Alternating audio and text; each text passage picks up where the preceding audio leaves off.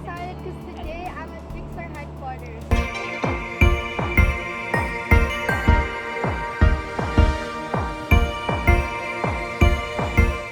This is me. This used to be Gavin when he was small. Mommy, Kendra. Scarlett? That's Scarlett? No.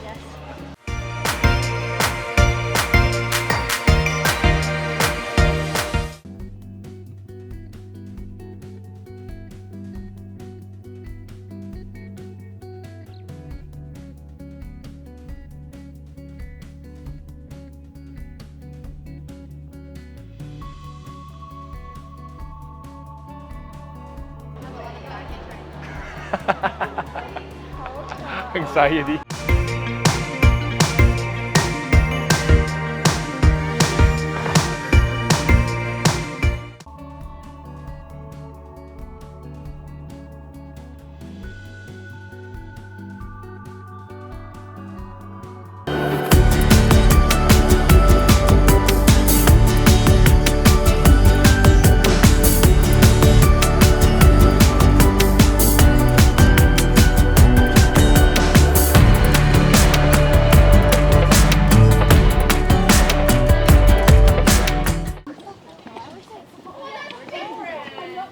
Gosh, look at this. Basketball.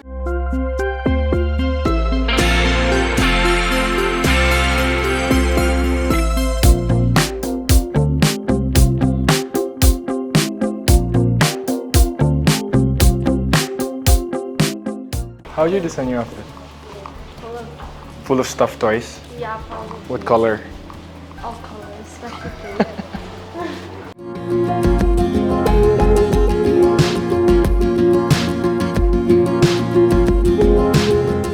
I can take notes, get coffee.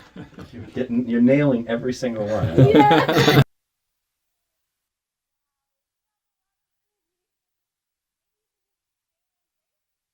Very good. Holy! You're impressing a lot of people over here. Amy Polo should be. Little do they know she's been dubbing since she was a kid. Oh, okay. She- And that makes sense. She's done lots of commercials since she was a kid. Yeah. Yeah. Little disclaimer. Okay. Good job, Kenny. I know, go. Yeah.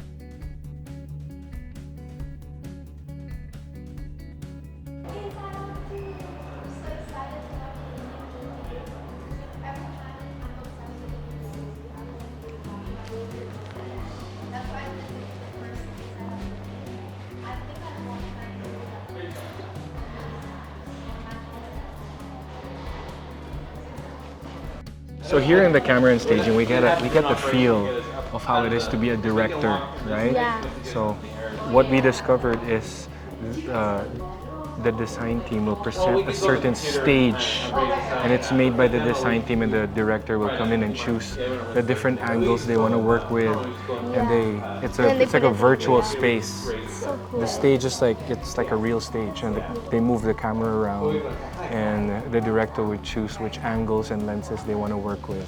Yeah, It's pretty cool. it's really cool.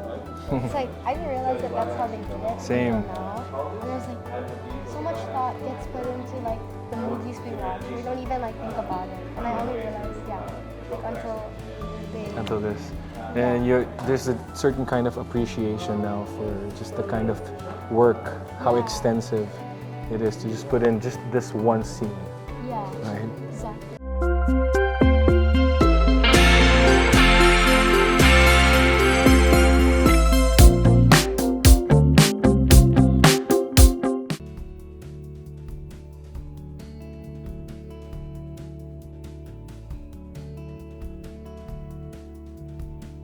So this is one of the reasons why we're here at the Pixar headquarters. Yes. What are you about to do now? I'm about to interview the director and the producer of Inside Out 2. Wow. Yes. And you have your questions ready? I do. Are you nervous? A little bit. But You'll do fine. hopefully. I think Hopefully. she's the youngest here in the whole delegation. So, Yeah. and it's perfect because you're close to Riley's age. Yeah. You'll be able to relate. To And you can give them suggestions, like you should have done this, or you could. Is Riley Anxiety. Anxiety. Why? Guys, I'm nervous. They're waiting for you there. The director and It looks producer like, of you know those Pixar YouTube videos you watch of the interviews? Like, oh, that looks so scary in real life. I'm actually here in real life. Hello. Hello there. Hi. How's it going? I'm Mark. Hello, nice to meet you. Nice to meet you. Kelsey. Yeah. Kendra? Yes. Nice to hi. meet you. Nice Welcome. How are you, Kendra? Welcome to Pixar. Thank you. It's so nice here. So, I'm Kendra Kramer, and I'm from the Philippines, and I'm 14 years old. So Awesome. I'm close in age with Ryan. That's Yeah, amazing. super close. Oh my goodness, that's wonderful. So when I saw the trailer and I saw like the new emotions and I saw Riley, I was so excited and so happy to like see the movie, especially when I saw the first 30 minutes. I was like, Oh yeah. I relate. Oh, that's I amazing. even That's had so braces good. like Riley too. Yeah. Oh, did you? That's Yeah. I had that since the very beginning. I wanted to hit that the age that you're in. I was just wondering like, when was you guys like first experience with anxiety, and like did you first experience anxiety the same age as Riley did? Yeah, I think for me, it was really middle school that it hit the hardest. Yeah. When I first came into middle school, which for me was 7th grade. Yeah.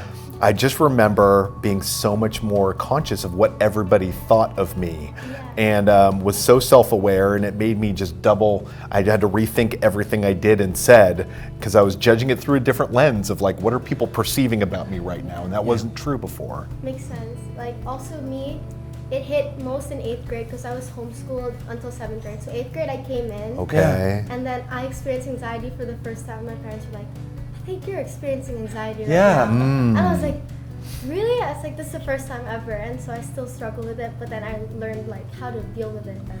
I think a big part of it, honestly, this is part of the science. I've learned a lot by doing the research on this movie. That's not only made the movie better, but me as a person and as a parent. But you know, our anxiety is it's part of dealing with it is naming it Yeah. and knowing that's what you're going through. And I think that's what I'm so happy with not only the first movie, but this movie is not only we get to name these emotions, but we actually give them a face, you know, and you can actually see like, oh, that's what my anxiety looks like. Oh, she's kind of cute. She's kind of sweet. She means well. I know, right? You know? I love how she's orange and her hair is like crazy. Yes. That's what my anxiety would look like. One of my favorite parts, and you can notice this, it's a little detail in the movie, her hair kind of reacts based off of how she's feeling. So if she's feeling really, really anxious, her hair will feel like lightning bolts. Most of the time it's like, it's kind of curvy, you know, Yeah. kind of loose, but when she gets like all worked up, you can see it like kind of Yeah. crinkle up. It's a really cool little detail That's that we cool. added. Yeah, I'll notice that next time when I watch the movie. Yeah. Yes. So you mentioned earlier in the day that it was really interesting to get in the heads of your teenagers. So was there anything that surprised you when you guys did that? I mean, one thing that was cool that we did is we wanted to make sure, because it's been a few years since we were teenagers. I don't know if you noticed that. Yeah, I'm not 13. I But noticed it. but we we got together a group of girls that was our teenage girl trust, and it's 9 girls between the ages of 13 and 16 that we showed the movie to early on 3 years ago to get their feedback. And every 4 months we would go back to that group of girls and get their thoughts on how we were developing the characters and the story, because we wanted to make sure it felt believable to them as girls right now going through the same stage of life. We called them Riley's crew. I like that. I know, That's it's so like her nice. friends, you know, like Yeah. it's a whole little group, and they were incredibly helpful. That's so nice. Yeah, me and my friends, we watched the Inside Out trailer, and like all my friends are just like my age, or all teenagers. Like, yeah, I relate to these emotions, and like what Riley went through, and it was like super cool to see it in the movie. That makes me so happy. Good to hear. Joey's at my console right now. She's driving, making me feel really happy. I want it. That's what we want these movies to something that people can relate to. You know, regardless of who you are or what your age is. But I specifically wanted to make sure that we were being true to what it's like to be a teenager right now. So that really means a lot. Yeah, I think you guys did really well with doing that. I can't wait for you to see the rest of the movie. I know. Wait till you see how it ends. There's 60 more minutes for you to see after that 30. I know the 30 minutes was like, this is way too short. Like, I have to watch the whole movie. Yeah, 'cause I enjoyed it so much. And so based on the trailer, we saw 4 new characters: Anxiety, ennui, envy, and embarrassment. So, did you add these emotions or characters with the intention of shedding light on young people's mental health? Yeah, I mean, when we were telling this story, the story kind of ends up telling you what it needs a little bit. And as Riley's story and her story kind of caught between her old friend group and this new friend group of high schoolers, what she was going through kind of helped us understand which emotions we needed in this film. And so like envy, it became apparent that that would be helpful, because envy is this emotion that kind of helps you set goals for what you might want for yourself out there. Like I saw that name's in the credits. I want to be in the end credits on that movie. What do I need to do to get there? And then you can start to build goals toward that. And social media is such a big deal with teenagers today, and envy also plays a big role in how people represent themselves in social media and feel about. So it really was the story that told us the emotions that we needed. Yeah, the emotions that, like the new emotions you guys put in the movies, it's like really accurate, and I feel like I can relate to them a lot. Any embarrassing moment that you guys had that turned into a core memory? You know, when we started this movie, we went into quarantine, right? So it was a lot of like meeting online. Zoom. Yeah. And I would see somebody over Zoom, and I'd meet them, and I'd be like, okay, nice to meet you, you're on the show, right? Then I'd walk in the hallways, they'd come up and be like, hi, Kelsey. I'm like, hello. They're like, it's so-and-so. I'm like, I'm on your movie. And I'm like, oh my goodness, sorry. For some reason, my mind cannot put together the Zoom person and the human being together. Can't tell how tall people are. Especially everybody's wearing masks. Yeah, on top of that too. Yes, thank you. Yeah, It is, I But I agree. still got embarrassed. Still got incredibly embarrassed. Yeah. So that's all my question. Okay, Thank you so such a much. pleasure. It was so nice to meet Yeah. you. Yeah. I'm glad you're here today. Thank you. Yeah. Nice to see you again. Nice to see you again. Yeah. Kendra, right? Yeah, Kendra. I'm Ryan. Yeah. Hello. Yeah. As a camera and staging lead at Pixar, what advice do you have for aspiring young filmmakers? Oh, I would say take your cell phone, doesn't matter any type you have, and just go out and record footage. You know, play with different camera angles, play with different camera heights. A lot of times people take a photo from like standing here, play with the different elevations. So whether it's taking your camera out and looking up high, or going down low and getting on your knees, and just play with the different horizons is a huge way to just think outside of normal photography. Obviously taking still photos is great, but I think once you learn camera moves is a great way to start seeing how it goes. And then our iPhones or other phones these days have editing software. Play with make your own little edits. You know, try to see what, stitch some shots together. You know, whether it's someone on a skateboard or someone playing a sport or dancing, and just play with part of our job is also rhythm, like cutting from a wide shot to a close-up or a wide to a medium. So I think just those filmmaking principles are a great way to start. Yeah, I think that's really good advice, because also my younger sister's really into like photography and stuff like that, so I think that's like really good Oh, good. advice. Yeah. And it doesn't, you don't get bogged down in technology. It's just something that's very accessible. That's true. Yeah. So, in the world of Inside Out 2, where emotions are personified characters, how do you approach capturing the emotional depth and complexity of the characters through camera work and staging? Yeah, so Kelsey, when we would start the film, the director, he would say, hey, when we see these characters, I want us to kind of feel a certain way. And then Adam Habib, our director of photography, would also pitch him ideas. And so then what we do is we come with our camera plan. And normally we've set a tone what Joy looked like in the first film. We kind of know what lenses work with her. And so a lot of times in this one, like anxiety, it's a new character.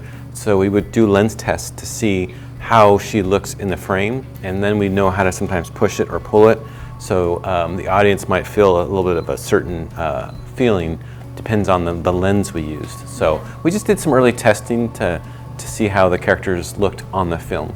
Yeah, is it hard like deciding like how to do that with the different characters? Yeah, I think usually the most challenging part is their scale, like if they're tall or small. So so an envy was really small, and then embarrassment is like it's like a tree compared to her. Yeah. So it's like, okay, how do we film them? And so I think a lot of times it's our challenge is when they're in the same shot together, trying to compose them together, and then who do we look at, and then do we put them on a prop or do we put them in a different space? So that's our biggest challenge, is the different scales of characters, but we also kind of embrace that challenge. Sometimes, we don't want them all to be the same height, because then it's just, then that's like real world characters. So the animation medium is to say we do stuff that you can't do at home or in real life, and so having embarrassment next to envy is like, that's a challenge. Yeah, and it's like really nice that they all have different heights. Yeah. It shows that they're all like different like emotions and different characters. Yeah. So for my last question, I was just curious, like, which emotion do you think you relate to the most? Ooh, I want to say anger is an easy reaction, but I also think I have a lot of, the joy is another part. I feel like I'm told I smile a lot, so I'd like to feel that joy's controlling my console more often than not. And then sometimes, whether it's the rush hour traffic, anger might take control a little bit. That's so true. Yeah, I love all the different characters. So that's all my questions. Okay. Thank you. Thank you. How did you decide on each character's design, characteristics, color, etc.? Oh yeah, in terms of color, the shading art director Bill Zahn and Jason Deemer, production designer, work on the color. But funny story is that when they started coloring the new emotions, they realized the first movie used up all the color. Technically, Yeah. So orange was the last one, so they give it to anxiety. But they had to go through so many different variation, like combination. Like Envy went through like so many different, variation of green or blue and all I bet that it takes stuff. so long. Yeah, it took a really long time, and they were like, and then at some point we have been looking at it too long, and then we're so confused, like what are we looking? But eventually, we settled with like really obvious choice. Green was envy, pink was embarrassment. So yeah. I think all the colors match the characters like perfectly. Yeah, I agree. Especially embarrassment and envy. I also like art myself because I take art in my school right now, and I'm just wondering, like, what is the hardest part about the process of designing a character? Well, particularly talking about my job, the hardest part is probably figuring out what director needs to tell the specific story. Yeah. So we have to go through so many different variations. First we give out tons of drawing to directors, and he goes like, oh, I like this about, some elements about this. Oh, I don't like about this. And then we're gonna be like, what you don't like about it? And then, okay, eliminate that. And then, okay, you like about this. Okay, let's keep that. So it's all kind of selection process. Yeah. But you have to be really keen with, what does he need? What does the story need? Yeah. Yeah. And then for my other question, what tips or advice would you give to kids who might want to become an art director like you? Yeah, okay. I would say just keep watching and leading in contents. Yeah. And then I think that way you build your style and sense. And then by watching those stuff, that, okay, I'm not there yet, but I can get there.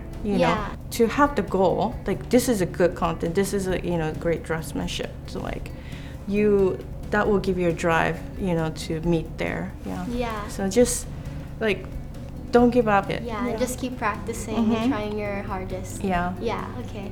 And then for my last question, which emotion is your favorite that you can relate to the most? You can relate to the most. Yeah. I don't like to relate to it, but I think anxiety and fear are my drivers in my head, main drivers. I don't want to relate to them, but that's truth. It's that's how it is. Yeah. So that's all. Yeah. Thank you so much for your time. Thank you. Thank you.